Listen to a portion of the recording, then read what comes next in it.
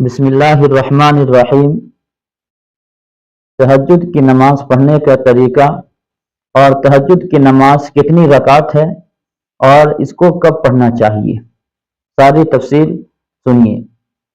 تہجد کی نماز کم سے کم 2 رکعت ہے اور زیادہ سے زیادہ 12 رکعت ہے، لیکن جناب رسول اللہ صلی اللہ علیہ وسلم زیادہ تر آپ 8 رکعت پڑھتے تھے۔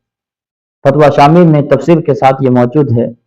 تو کم سے کم 2 رکعت اور زیادہ سے زیادہ 12 رکعت، لیکن 8 رکعت حضور زیادہ پڑھتے تھے۔ حضور کا معمول زیادہ تر 8 رکعت پڑھنے کا تھا۔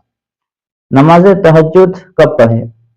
نماز تہجد کا بہترین وقت رات کے آخری حصے میں ہے، یعنی صبح صادق جب ہوتا ہے اس سے پہلے کا جو وقت ہے اس وقت میں پڑھنا زیادہ افضل ہے۔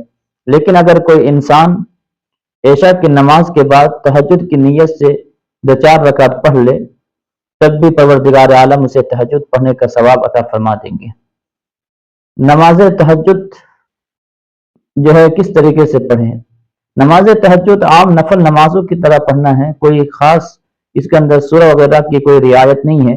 جس طریقے سے عام نفل پڑھتے ہیں اسی طریقے سے تہجد بھی پڑھنا چاہیے اور تہجد بھی پڑھ سکتے ہیں۔